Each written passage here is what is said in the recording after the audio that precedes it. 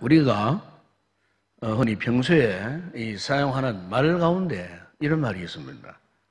어정쩡하다, 어정쩡하다는 이제 말을 한 번씩 쓸 때가 있습니다.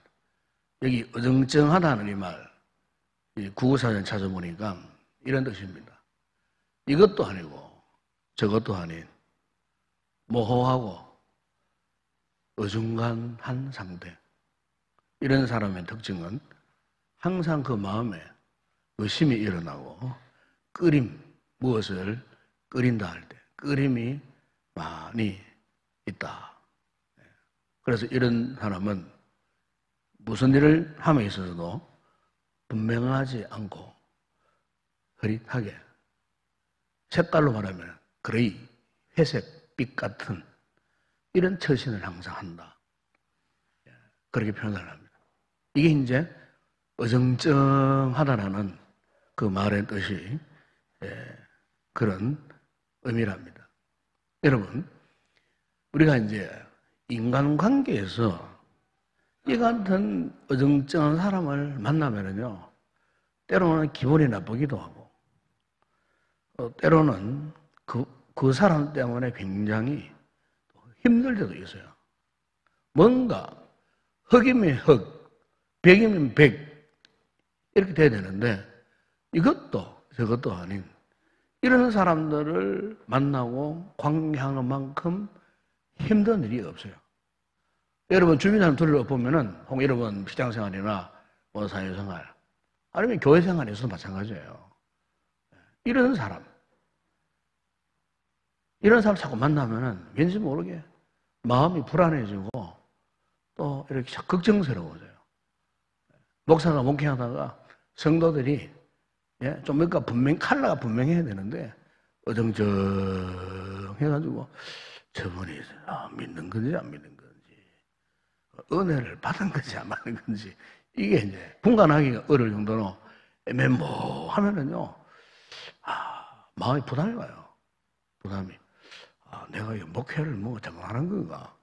내가 오늘 설교를 뭐 잘못하는 건가? 내가 무엇을 잘못 가르친 건가? 스스로가 자꾸 불안해지고 자꾸 이렇게 마음이 뭔가 쪼여오는 듯한 주님 앞에서 죄책스러워지고 제가 뭔가를 잘못했습니까? 목회하면서 때로는 기도하다가 주님 제가 무엇을 잘못했기에 저분들이 저랬습니까? 예를 들어서 이렇게 한 번씩 그렇게 기도하다가 하나님 앞에 넋두리를 할 때가 있어요. 뭔가 좀 분명해지면 좋겠는데 우리말로 산박하게 좀 믿음생활 하면 좋겠는데 뭔가 답답하게 이것도 아니고 저것도 아니고 사람 눈치 실실 보면서 누군가를 의식하면서 제대로 행동도 못하고 말이지. 항상 뒤에 숨어서 어정쩡하게 이렇게 그냥 질질 끌려오는 상태. 만약 우리 교회에 이런 분들이 많아지면요 교회가 참 힘들어져요. 그러니까 교회가 힘들어진다는 말은 누가 힘들어진다는 말입니까? 주님이 힘들어져요. 주님이 보시기에 얼마나 답답하시겠습니까, 여러분? 여러분 우리가 주님과 나와의 이 관계는 떨어진 자 떨어질 수 없는 그런 관계인데 우리 스스로가 주님 앞에서 이 같은 모습으로 이 같은 자세로 우리가 이 신앙생활을 한다면은 주님이 얼마나 괴로워하시겠는가? 여러분 그거 한번 생각해 보셨습니까? 주님이 얼마나 참 답답하게 생각하시겠나? 뭐 자기 이름 드러낸 거 잘 드러내려고 그래요 또 이런 사람들이. 그런데 정말로 주님 앞에 헌신하는 그 순간 충성해야 할 그 순간에는 어정쩡한 자세 그런 자세를 취하게 되더라 그 말이에요. 스웨덴의 유명한 어느 심리학자가 그 나라에 직장인들을 대상으로 한 5년 정도 무엇을 연구했냐면은 직장 안에 900명을 대상으로 이런 직장 생활에서 이 같은 태도를 취했을 때에 과연 그 직장 생활에 어떤 영향을 미치는가 이거를 한 5년간 연구를 했어요. 연구를 해가지고 연구 결론이 이런 내용이었어요. 이렇게 어정쩡한 이 자세는 완전히 깨어지는 관계나 아예 관계가 없는 것보다도 훨씬 더 그 직장에 해를 끼치더라. 즉 도움이 되지 않더라 하는 거예요. 이런 사람들이 많은 그 직장 그 회사가 도움이 되지 않고 해만 끼치더라. 그런 연구 결과를 내놓은 적이 있습니다.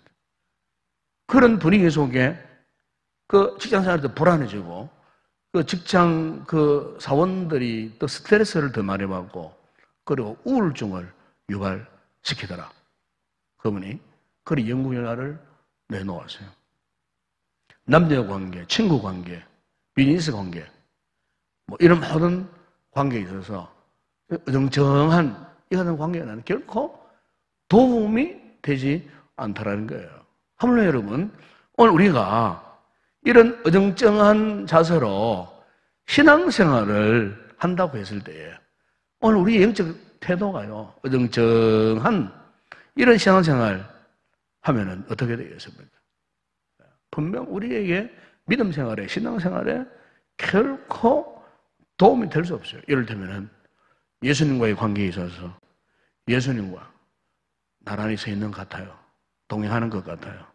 그런데 그분과 정작 친밀한 관계는 유지하지 않아요.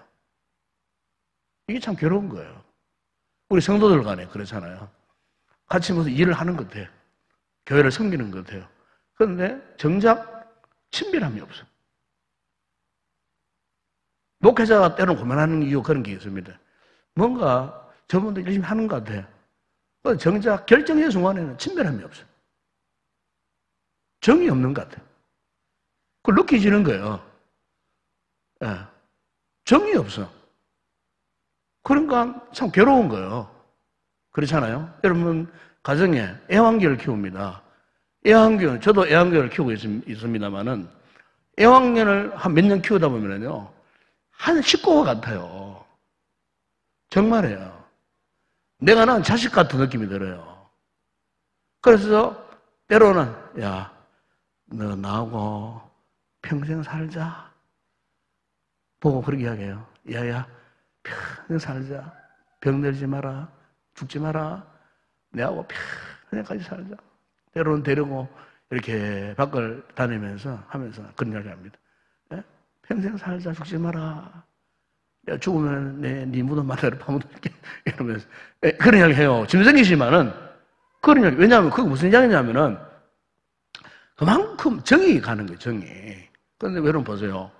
하물며 우리가 믿음 생활하면서 신앙생활하면서 한 공동체를 이루면서 우리끼리 그런 정이 없다. 그건 불행한 관계입니다. 불행한 관계.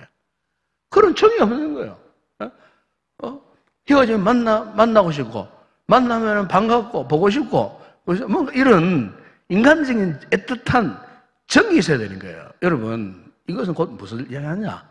오늘 우리의 신앙생활이 주님과의 관계가 친밀해지면요 지체인 우리 모두가 그런 관계에 빠져들어가요. 그런데 우리의 1단계인 주님과의 관계가 뭔가 주님과 그냥 나란히 걷는 것 같고 주님과 동행하는 것 같아요. 그런데 주님은 여기 계셔도 주님께 대한 애틋한 정이 없는 거예요. 이 신앙생활을 하는데 기도 중에 주님 찬송 부르면 주님을 사모하는 마음이 뜨거워지면서 눈물이 나고 주님의 그 놀라운 사랑 앞에 감복하면서 눈물이 쏟아지고 가슴이 뜨거워지고 주님이 지금 살아계셔서 지금 내 안에 계신다는 사실을 확신이 오면서 참 너무 기쁘고 즐겁고 뭔가 이 같은 주님과 너와의 어떤 애틋한 정이 오가고 이렇게 있어야 되는데 예수를 수십 년 믿어도 주님은 항상 외인이고 저 멀리 계시는 분 같고 그러면서 자기는 착각하는 거예요.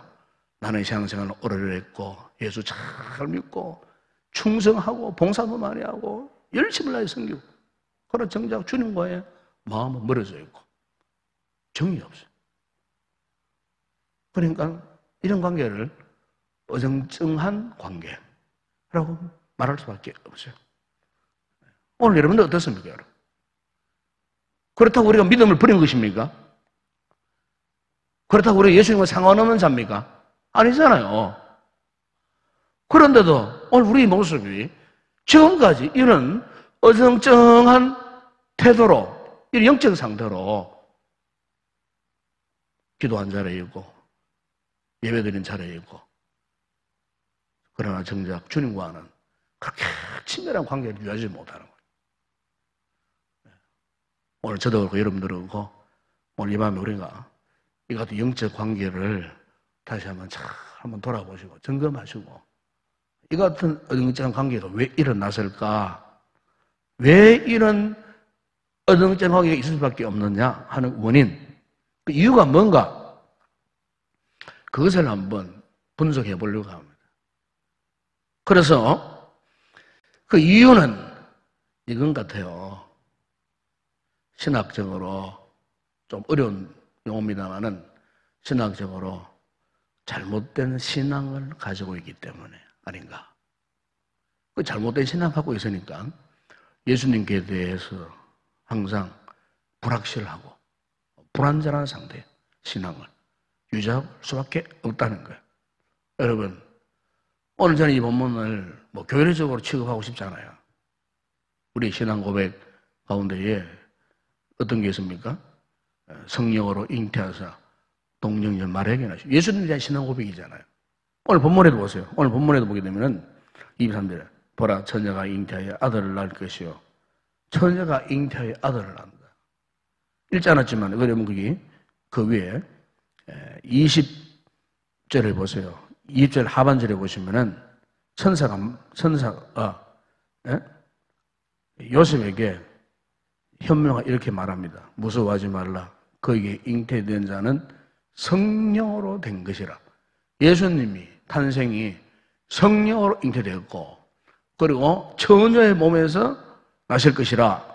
이걸 이제 두 말씀을 따서 오늘 우리의 사도신경 신앙 고백 안에 성령으로 잉태하사 동정녀 마리아에게 나시며 라는 이런 신앙 고백을 우리가 예배 때마다 하고 있는 겁니다. 그런데 문제는 뭐냐?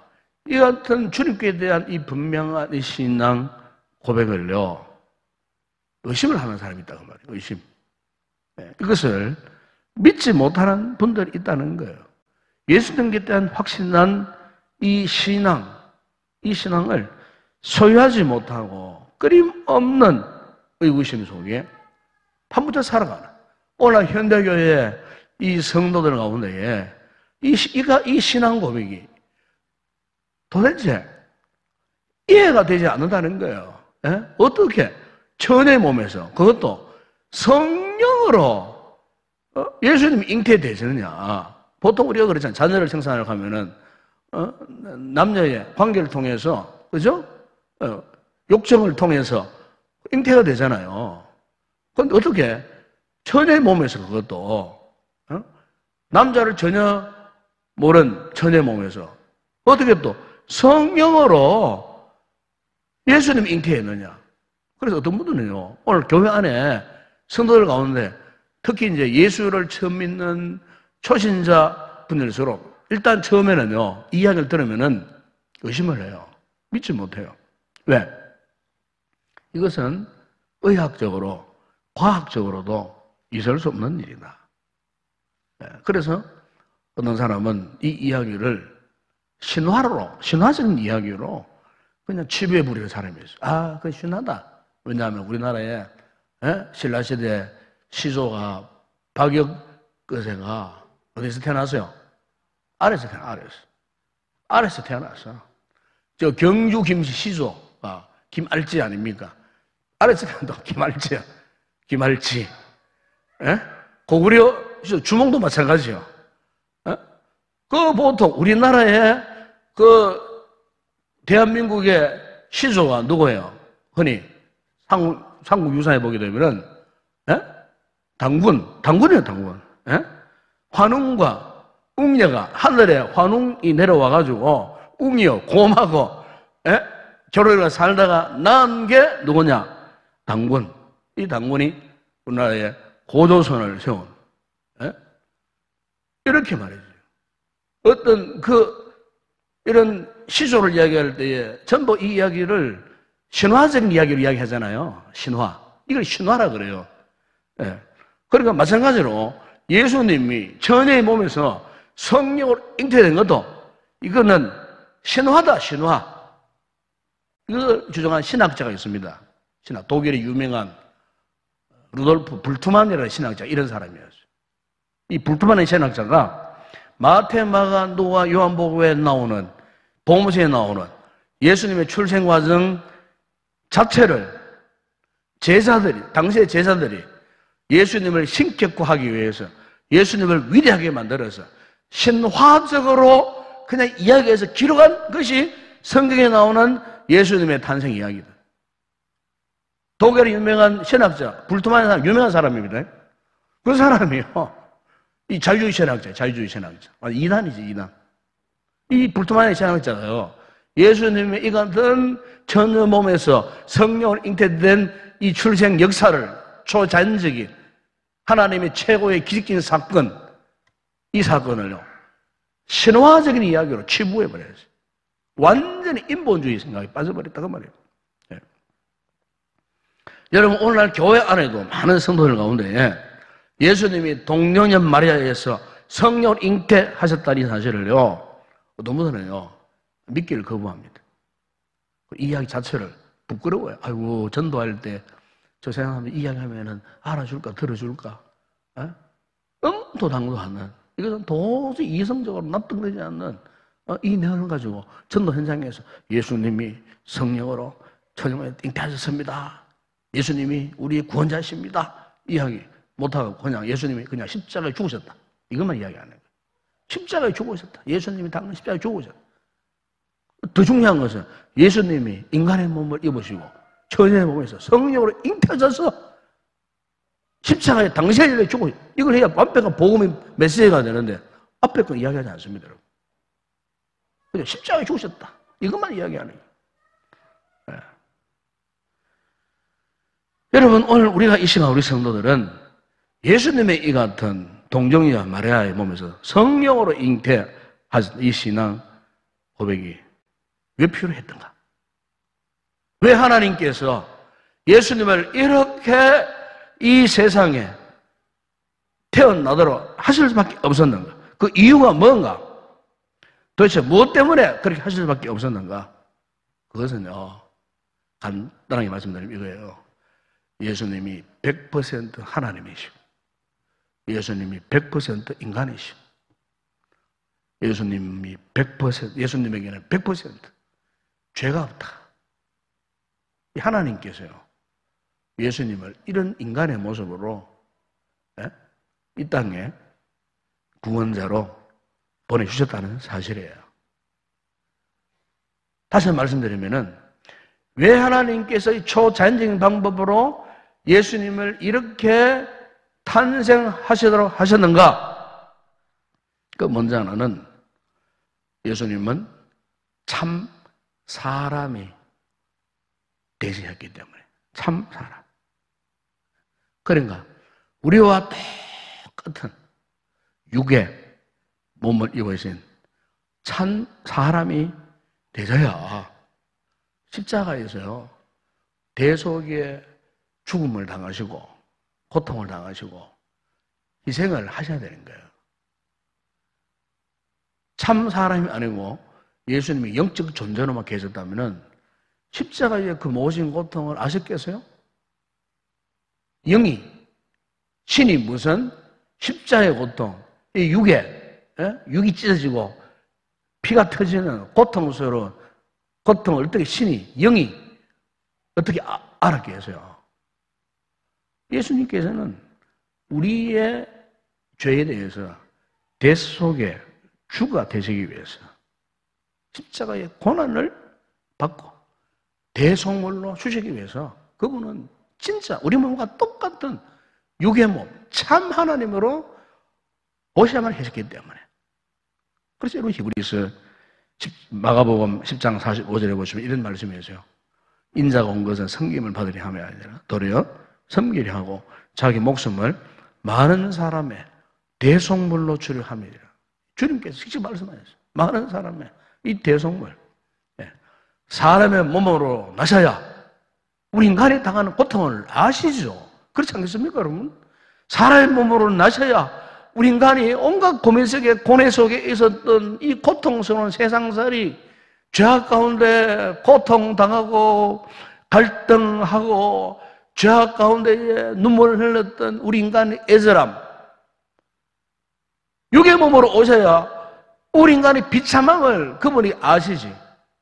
우리 하나님께서요, 일찍 아셨던 거예요.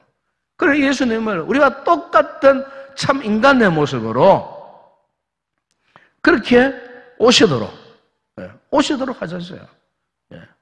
히브리서 4장 15절에 우리에게 있는 대제사장은 우리의 연약함을 동정하지 못할 리가 아니에요. 대제사장이에요. 대제사장. 이런 구약시대에 이 대제사장은요, 이스라엘 백성들의 그 모든 죄악을요, 대제사장이 1년에 한 번 있는 대속죄일 날, 대속죄일 날, 하나님의 성소, 지성소 안에요, 송아지를 잡아다가 속죄 제물을 바치고, 속죄 제물을 잡고 피를 양푼에 담아가지고 이 지성소 안에 들어갑니다. 이 지성소 안에는 뭐가 있습니까? 하나님의 법궤가 있잖아요. 하나님의 궤가 있어요. 네? 거기는 아무나 못 들어가요. 제사장이 들어갈 때 그냥 들어간 거 아니에요. 이 에봇 깃에다가 방울을 답니다. 방울을 달고 실로 묶어서 이렇게 들어갑니다. 들어가서 방울 소리가 나지 않으면은 죽는 거예요. 죽었다는 거예요. 그래도 그 안에 들어가서 제사를 드리고 하면서 안에서 딸랑딸랑 손하면은 백성들이 밖에 들으면서 아직 살아있구나. 아직 살아 계시구나. 근데 만약에 방울 소리 안 나.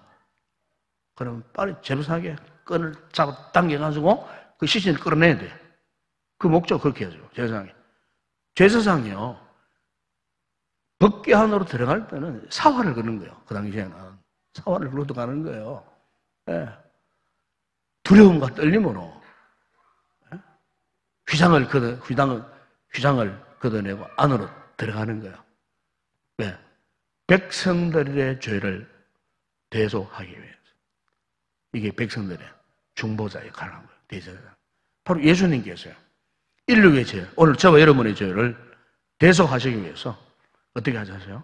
십자가에 죽임을 당하신 거예요. 그래서 그분은 우리와 똑같은 출생, 성장, 고통, 십자가에 죽음까지 그분이 다 경험하셨어요. 참 사람을 안 오셨으면 이런 과정이 필요 없었어요. 누가 또 그걸 믿겠어요? 예수님은 나를 위해서 십자가에 모든 고통을 당하시라는 사람 누가 믿겠어요? 그런데 우리 주님은 참 인간으로 오셨기 때문에 과연 주님이 나의 죄를 위해서 그렇게 십자가에서 모든 고통을 당하고 죽으셨구나. 거기에 주님을 향한 감사가 나오고 찬양이 나오는 거예요. 고백이 나오는 거예요. 주님을 향한. 믿으십니까? 예수님은 참 사람으로 오셨다. 또 하나는 예수님은 참 하나님이시 했기 때문에 이렇게 처녀의 몸에선 성령으로 잉태되신 거예요. 즉 신령을 가신 거예요. 그분은 참 사람이었지만 동시에 참 하나님, 진짜 하나님이셨어요. 예수님은 절대로 사람의 아들이 아니셨어요. 하나님 그분이 지난주에 말씀했잖아요. 아들 하나님이에요. 아들 하나님. 그 아버지 하나님과 권세와 능력과 권능과 위격이 동등하신 분이에요. 창세 때부터 창조 모든 만물을 그분이 직접 창조하셨어요. 말씀으로 창조하신 분이에요. 절대적인 주권을 가진 분이에요. 하나님이세요. 요즘 이단들 가운데 신천지 이만희가 재림주라 그러고요. 막 그렇게 사기를 치잖아요. 하나님의 교회 안상홍이가 성령님이라 그러고 그 첩이 또 성령이라 그러고요. 죽고 나니까 통일교 문선명이가 재림주, 예수가 십자가에 죽었기 때문에 실패했기 때문에 자신이 재림주. 그 인간도 죽었잖아요. 왜? 인간이기 때문에. 오늘날 이단의 모든 교주들은 인간이에요. 절대로 재림주가 아니에요. 그러나 주님은요, 100% 완전한 하나님, 100% 완전한 사람이시면서도 100% 완전한 하나님. 이것은 우리 기독교 신앙 고백의 가장 중요한 단추입니다. 단추. 첫 단추. 첫 단추. 예수 믿는 자가 내 세대신자 잘 들으세요, 가족들. 이걸 못 믿으면요, 그 다음에 구원의 문제는 상관이 없으면 이러므라고. 이걸 믿어야 돼요. 이걸 못 믿으면 구원받지 못합니다. 십자가만 자꾸 이야기하는데, 물론 그 중요합니다. 십자가 복음으로 구원받기 위해서 첫 단추가 뭐라고요?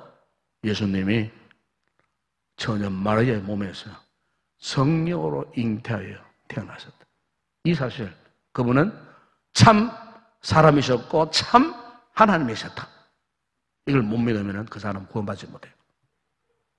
마지막 하나는, 이런 예수님은요 100% 죄가 전혀 없는 분입니다. 죄가 전혀 없는 분이에요.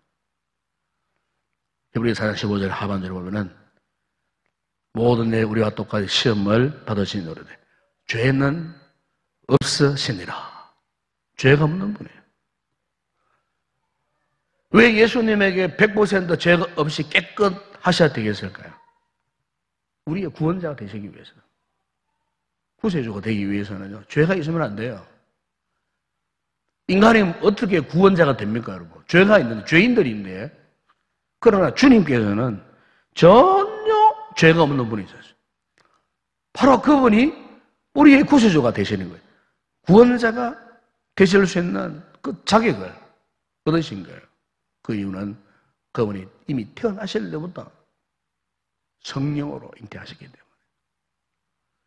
때문에 100% 죄가 없는 완전한, 불의가 전혀 없는 존재, 완벽한 하나님, 완벽한 사람, 완벽한 죄가 없는 그런 분이 되셔야 인류의 구세주가 되고 구원자가 되시기 때문에 우리 하나님께서요 이미 오래전부터 이런 말씀들을 예언하시고 시대를 따라서 주님이 오셨고, 그리고 이 땅에서 사역을 감당하시다가 십자가에 죽으시고 부활하시고 또 성천하시고 지금 하나님 보좌 우편에 계시고 지금은 보혜사 성령을 통해서 우리 가운데 내주에 계시는 그 주님, 여러분 이 주님을 확신하는 성도들이 되기를 주 이름으로 축원합니다. 이 신앙 속에서 여러분 승리의 삶을 살아가는 복된 성도 되기를 주 이름으로 축원합니다.